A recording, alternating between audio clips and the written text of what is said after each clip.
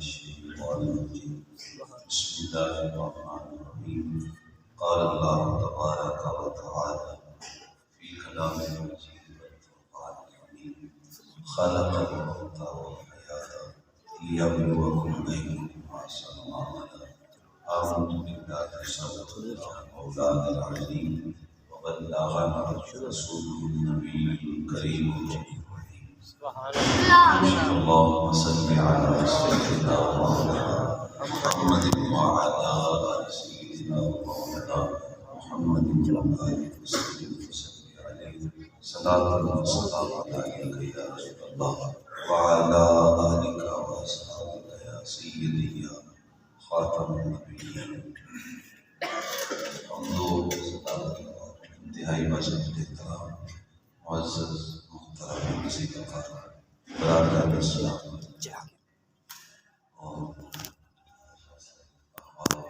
السلام علیکم ورحمۃ اللہ وبرکاتہ۔ درس قرآن کے حوالے سے ہم یہاں پہ تھوڑے وقت کے لیے جمع ہوئے۔ دعا ہے اللہ تعالیٰ جل شان ہماری حاضری کا ایک ایک لمحہ اپنی بارگاہ میں قبول فرمائے اور ہمارا یہاں پہ چند لمحات کے لیے مل بیٹھنا دنیا آخرت کی بہتری کا ذریعہ بنائے۔ اللہ تعالیٰ جل شانہ نے جو ہمیں زندگی دی ہے یہ ایک مختصر دوران میں ہے اور اس کا اختتام موت ہے اور نئے لوگ آ رہے ہیں موت کی آغوش میں آ رہے ہیں۔ اللہ تعالیٰ جل شانہ کا ایک نظام ہے کہ یہاں کسی نے بھی ہمیشہ بیٹھ نہیں رہنا، بلکہ ہم یہاں اگر سمجھیں تو رہنے کے لیے نہیں آئے بلکہ ہم یہاں سے گزرنے کے لیے آئے۔ جیسے ہم آپ کے پاس لمبا سفر کر کے آئے ہیں اور چند لمحات کے لیے آپ کے پاس سے آگے گزر جائیں گے، سفر آگے کا ہے۔ اسی طرح سے ہم سب لوگ یہاں رہنے کے لیے نہیں آئے بلکہ یہاں سے گزرنے کے لیے آئے ہیں اور ہم نے بہت جلد موت کی آغوش میں چلے جانا۔ ابھی ہم دیکھ رہے تھے کہ سورج کا چہرہ جو ہے وہ زرد ہو رہا تھا چونکہ دیگر کے موقع پہ چلا گیا اور میاں محمد بخش آگ پہ کھڑی فرماتے دیگر کے دن دیا وہ اوڑک ڈوب جانا اور ہماری زندگی کا سورج بھی بہت جلد غروب ہونے والا ہے۔ اللہ تعالیٰ جل شانہ نے جب آسمان کو پیدا کیا اس کو ایک ہی بار پیدا کر دیا۔ اس میں جو سورج ہے، چاند ہے، ستارے ہیں، یہ بھی ایک ہی بار پیدا کر دیے گئے۔ جب قیامت کا دن آئے گا یہ لوگ ٹوٹ کا شکار ہو جائیں گے۔ زمین ہے اور زمین کے اوپر جتنے پہاڑ ہیں اور جتنے پانی ہیں یہ سارے اللہ نے ایک ہی مرتبہ پیدا فرما دیے اور جب قیامت کا دن آئے گا تو یہ سب چیزیں ٹوٹ ٹوٹ کا شکار ہو جائیں گے اور پہاڑ جو روئی کے گالوں کی طرح اڑے پھرتے ہیں۔ تو کیا ایسا ممکن نہیں تھا کہ اللہ تعالیٰ انسانوں کو بھی ایک ہی مرتبہ پیدا کر دیتا اور پھر یا مشت تمام انسان آغوش موت میں چلے جاتے ہیں؟ جیسے زمین کو یک بار پیدا کر دیا، آسمان کو یک بار پیدا کر دیا، ایسے انسانوں کو بھی یک بار ہی پیدا کر دیا جاتا ہے۔ تمام انسان یک بار موت کی آغوش میں اتر جاتے ہیں۔ ایسا نہیں کیا اللہ تعالیٰ بلکہ ایک سلسلہ ہے جو چل رہا ہے۔ اس کی وجہ اس کی یہ ہے کہ اگر تمام انسان ایک ہی مرتبہ پیدا کر دیے جاتے تو پھر لوگوں نے موت کا انکار کر دیا تھا، جبکہ ہزار اختلافات کے باوجود موت ایک ایسی حقیقت ہے جس کا کوئی انکار نہیں کر سکتا۔ موت ہے ہنگامہ آرا کل زد خاموش میں، ڈوب جاتے ہیں سفینے موج کی آغوش میں۔ موت ایسی حقیقت ہے جس کو مانا نہیں جاتا بلکہ یہ اپنا آپ خود بتوا لیتا ہے۔ کوئی ایسا انسان جو اللہ کا بھی انکار کرتا ہو موت کا وہ انکار نہیں کر سکتا۔ سب کہتے ہیں کہ اس دنیا سے کچھ عرصے کے بعد چلے جائیں گے۔ ہاں کسی کو موت کا انکار نہیں ہے، لیکن قیامت کا انکار لوگوں نے کیا ہے۔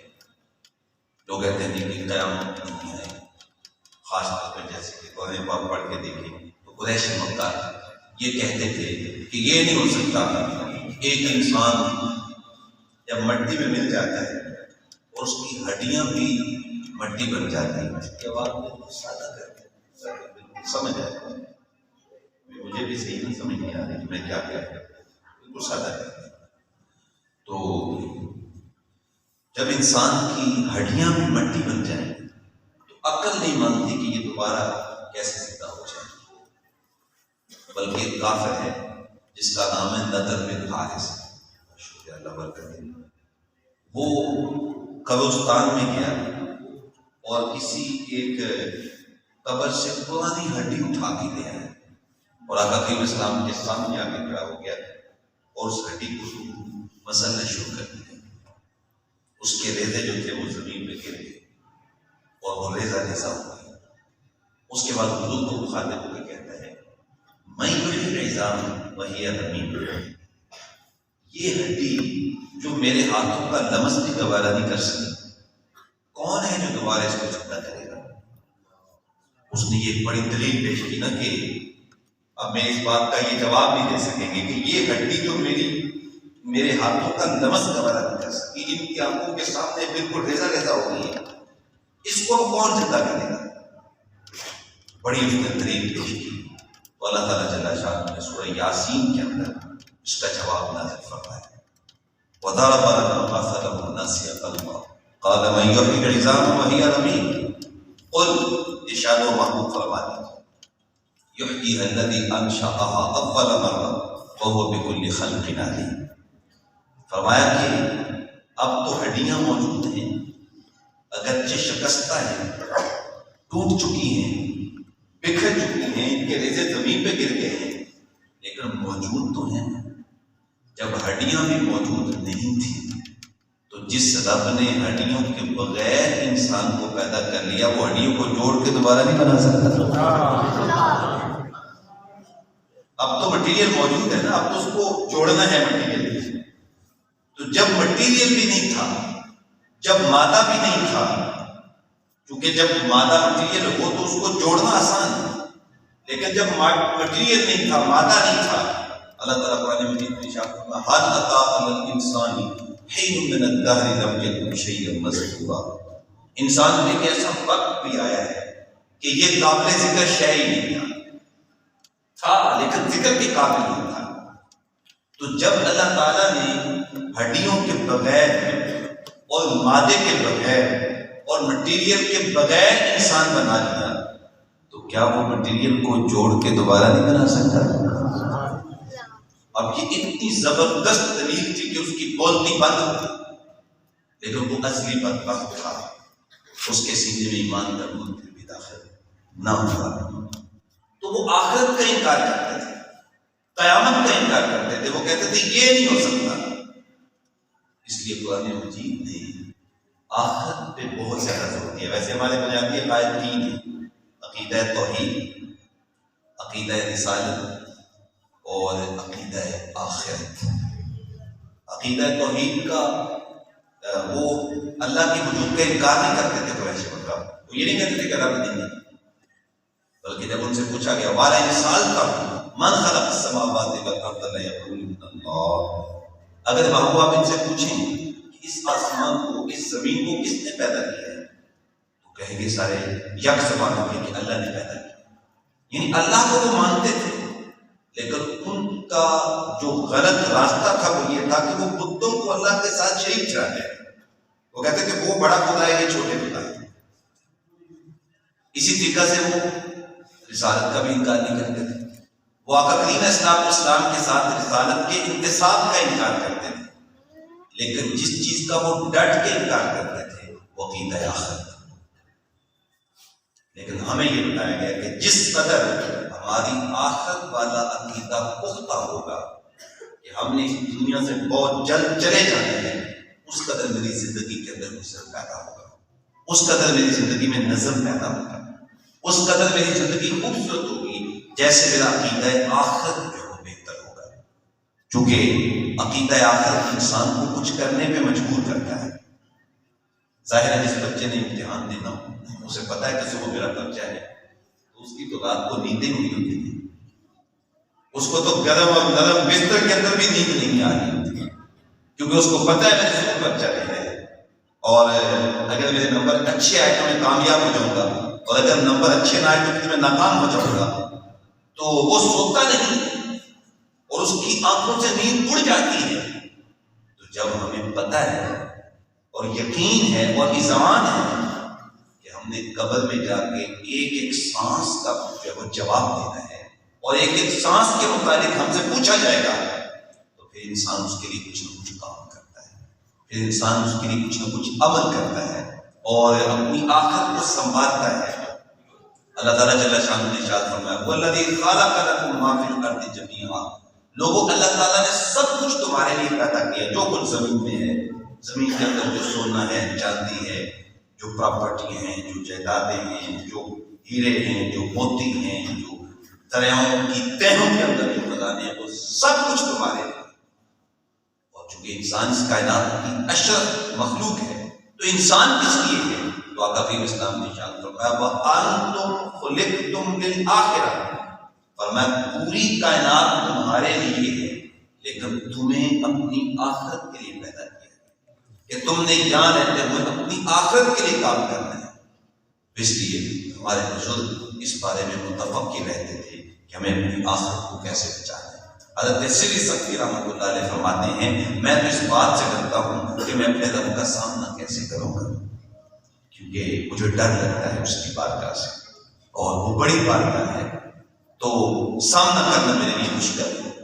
اور لوگ جو ہے وہ اپنی زندگی کو اس قدر احتیاط سے گزارتے تھے، وہ کہا گیا ہے کہ سب سیاں تھے پانی نمائیاں، سب سیاں تھے پانی نمائیاں، تے کوئی کوئی مرسی بھر کے تے جنہ بھر کے سر تے دھریا وہ پیر رکھن ڈر ڈر کے، جس کا گھڑا بھرا ہوا ہو تو وہ پاؤں ڈر ڈر کے رکھتی ہے کہ میں پھسل نہ جاؤں۔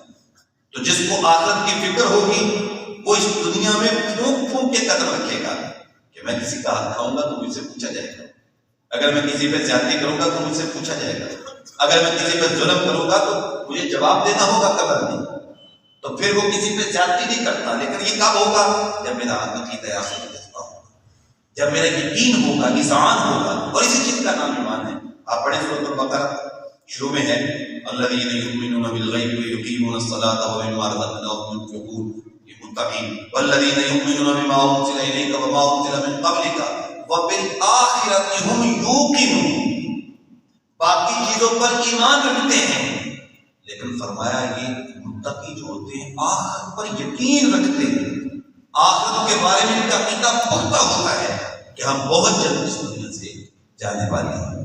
تو جب آخرت کا عقیدہ پختہ ہوگا تو پھر زندگی خوبصورت ہو جائے گی، پھر زندگی اچھی ہو جائے گی، پھر زندگی بامقصد ہو جائے گی۔ اور لوگوں نے اپنی زندگیاں اس انداز کے ساتھ نفیس کی ہوئی تھی، جب ہم پڑھتے ہیں تو حیران ہو جاتے ہیں۔ ہمارے حضرت عالم مبلغ اسلام ایک بڑی خوبصورت بات سنایا کرتے ہیں، حضرت نوح بن حراش یہ تابعی ہوئے حضرت سیدنا ابوبکر صدیق رضی اللہ تعالیٰ عنہ کے پیچھے نماز پڑھا کرتے تھے۔ انہوں نے قسم کھا لی تھی کہ جب تک میں اپنا انجام اچھا نہیں دیکھ لوں گا اس وقت تک میں ہنسوں گا، ساری زندگی ہنسی، کیوں؟ کیا پتا میرا انجام کیسا ہوگا۔ رنگا رنگ سہیلیاں بھرن کھڑے پر بھریا ہوتا جانیے جن تک توڑ چڑھے، ساری زندگی ہنسی۔ ہم تو قبرستانوں میں بھی کافی لگا لیتے ہیں، اور وہاں پہ بھی جب تدفین ہو رہی ہوتی تو ہم کہتے چلو دو چار سیاسی باتیں کر لیں جو کہ سیاستدان جائے ہوتے ہیں، لیکن اس ساری زندگی نہیں ہنسی، کیا پتا میرا انجام کیسا ہوگا۔ خیر کا وقت آخر آ گیا، تو جب موت آئی تو لوگ جو ہے وہ ان کو غسل دینے کے لیے آگے بڑھے، جلدی جلدی واپس آ گئے۔ ان کے بھائی ربی نے پوچھا کہ میرے بھائی کو غسل دے دیا؟ تو لوگوں نے کہا ہم نے غسل کیا دینا، تیرا بھائی بڑا عجیب ہے، نحن نغتسل وهو يتبسم، ہم اس کو غسل دیتے ہیں وہ آگے سے مسکراتا ہے، آگے سے ہنستا ہے۔ کہا اچھا میرے بھائی نے قسم کھائی تھی جب تک اپنا انجام اچھا نہیں دیکھوں گا مسکراؤں گا نہیں، لہٰذا اگر مرنے کے بعد مسکرا رہا ہے تو اس کا مطلب اس کا خاتمہ ایمان پہ ہو گیا ہے، اور یہ اصل کامیابی ہے۔ کبھی بچان فرمایا من کان آخر الکلام لا الہ الا اللہ دخل الجنہ، جس کا آخری کلام لا الہ الا اللہ ہوگا، محبوب اپنی زبان ترجمان سے فرماتے ہیں وہ سیدھا جنت میں داخل ہو جائے گا۔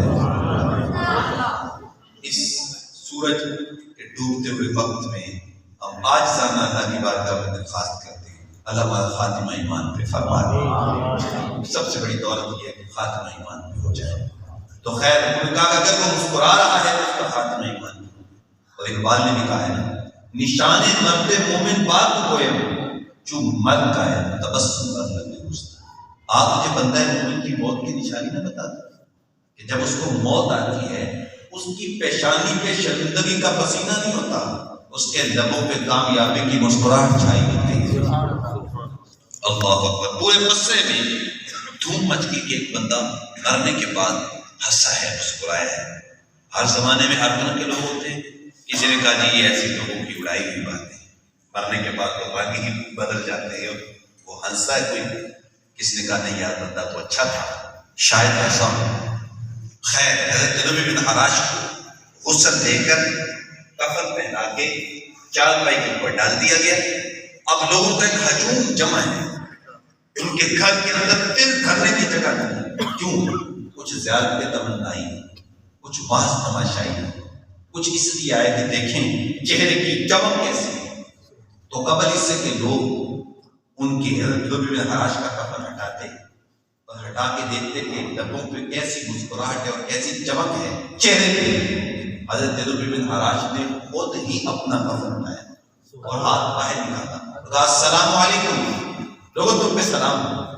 لوگ تو حیرت میں ڈوب گئے اور کہا تکلم بعد الموت، کیا تم مرنے کے بعد باتیں کر رہے ہو؟ قال نعم، کہا ہاں مرنے کے بعد باتیں کر رہے ہو۔ عرش پرش تے باندھا ملیاں تے مکے پہ گیا شور، بلے شاہ سا مرنا نہیں تے گور پہ کوئی ہو، کہا ہاں مرنے کے بعد باتیں کر رہا ہوں۔ اللہ اکبر۔ لوگوں نے کہا پھر بتا تیرے رب نے تیرے ساتھ کیا سلوک کیا؟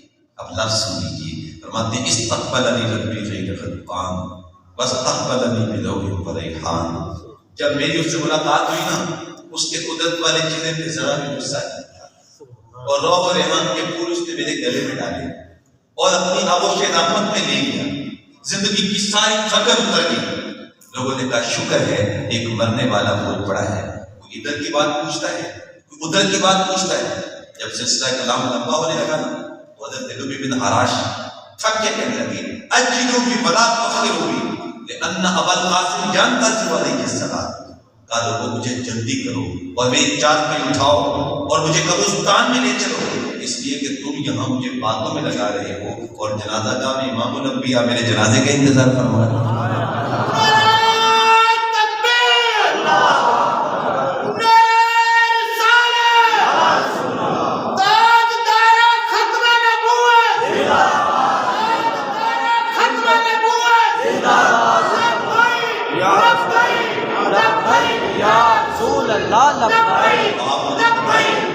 جس شخص کے جنازے میں حضور تشریف لے آئے کیا کوئی غم باقی رہ جاتا ہے؟ یہ الگ بات ہے کہ تم آئے ہو تو کچھ نہیں، ورنہ درد تو یہاں ہزار رہتے ہیں۔ اور مولانا زوری نے بھی کہا ہے نا سوکھا نکلے ساتھ ہوئی جے ویکھ لوا مکھ تیرا۔ اور صابر سردار بھی کہتے ہیں نا کہ مزہ سردار مرن تائیں چاہتا میت یار دے قدمہ چپئی ہو۔ موت تو یہ ہے نا کہ موت پہ آقا کریم اسلام اسلام کے روح بدوحا کا دیدار نصیب ہو جائے، اور یہ کب نصیب ہوتا ہے؟ ویسے تو اس کی کوئی قیمت ہے، آقا کریم اسلام کے دیدار کا کوئی عمل اس کی قیمت بان ہی نہیں ہو سکتا، لیکن علماء نے لکھا ہے کہ جب وجود پہ کثرت سے درود پڑھا جائے، آقا کریم اسلام کی سنت پہ عمل کیا جائے تو پھر وہ بڑے کریم ہیں، بڑے مہربان ہیں۔ وہ فرماتے ہیں من رآنی فی المنام فسیرانی فی الیقظہ، فرمایا جو بندہ سیاستہ کی حدیث ہے جس نے ہمیں خواب میں دیکھا ان قریب وہ ہمیں حالت بیداری میں بھی دیکھی۔ سبحان اللہ۔ اور علماء فرماتے ہیں اگر ساری زندگی نہ دیکھ سکا تو پھر جان لبوں پہ ہوگی تو دوسرے محبوب سامنے ہوگا۔ یہ چیز اس وقت ہوگی جب ہم حضور کی سنت کے مطابق زندگی گزاریں گے۔ اس لیے فرمایا خلق الموت، اللہ نے موت کو پیدا کیا، والحیات، اور زندگی کو پیدا کیا، لیبلوکم ایہم احسن عملا، تاکہ اللہ تعالیٰ دیکھے کہ میرے بندوں میں سے اچھے اعمال کون کرتا ہے۔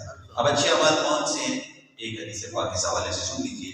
آقا کے اسلام سے عرض کیا گیا ای الاعمال احب الی اللہ، آقا یہ تو ارشاد فرمائے اعمال میں سب سے اچھا عمل کون سا ہے؟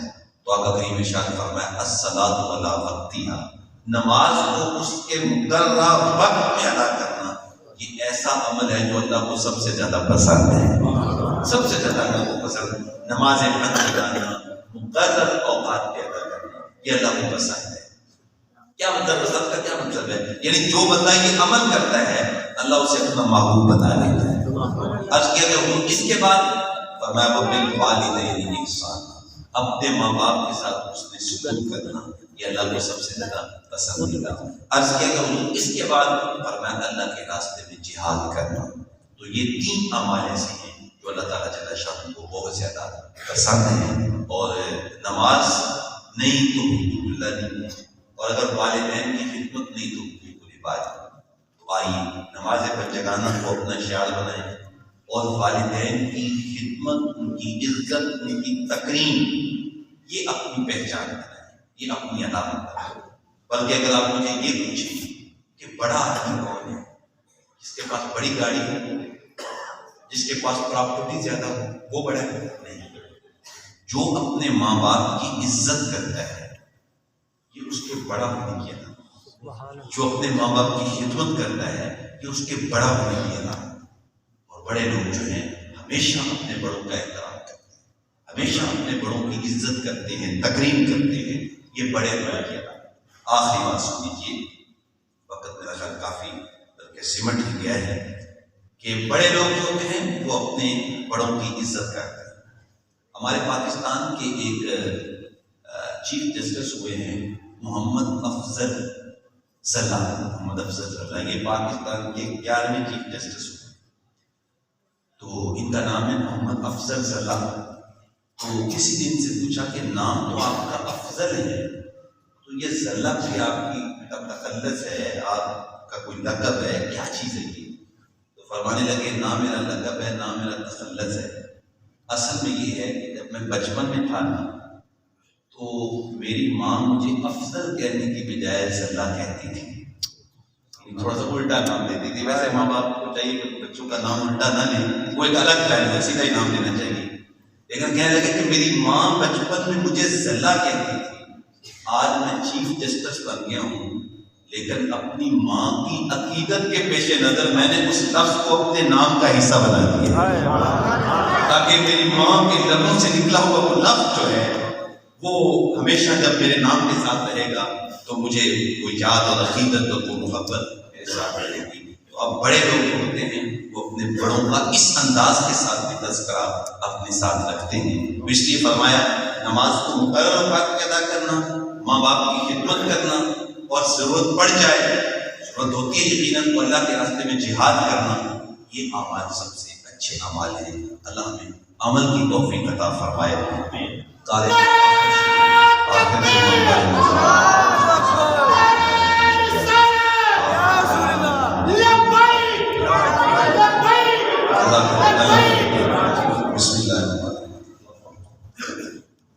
بسم اللہ الرحمن الرحیم، الحمد للہ رب العالمین، والصلاة والسلام علی سید الانبیاء والمرسلین، مالک مولا مجھوبات پھیلی ہوئی چوریاں اپنی رحمات سے بھر دے۔ اے پیارے اللہ، جتنے احباب اس درس قرآن میں دور و نزدیک سے چل کے آئے، مالک مولا اپنے گھروں میں پہنچنے سے پہلے اس کی برکتیں سب کی چوریوں میں ڈال دے، اپنے گھروں میں پہنچنے سے پہلے اس کی برکتیں سب کے گھروں میں پہنچا دے۔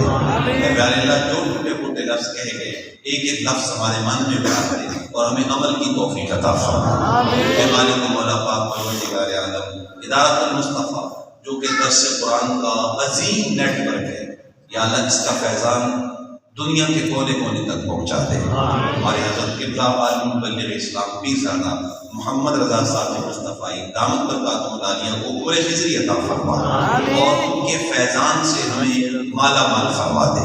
اے پیارے اللہ کریم، یہ نوجوان جو خوبصورت وردیاں ڈال کے تیرے دین کے کام کرنے کا جذبہ رکھتے ہیں، مالک ان کی جوانیوں کو سلامت رکھنا۔ یہاں مسجد اعلیٰ کے امام و خطیب، یہاں کے نمازی اور یہاں مسجد کو آباد کرنے والے جتنے بھی احباب ہیں، سب کو بے پناہ رحمتیں عطا فرما۔ صلی اللہ علیہ وسلم۔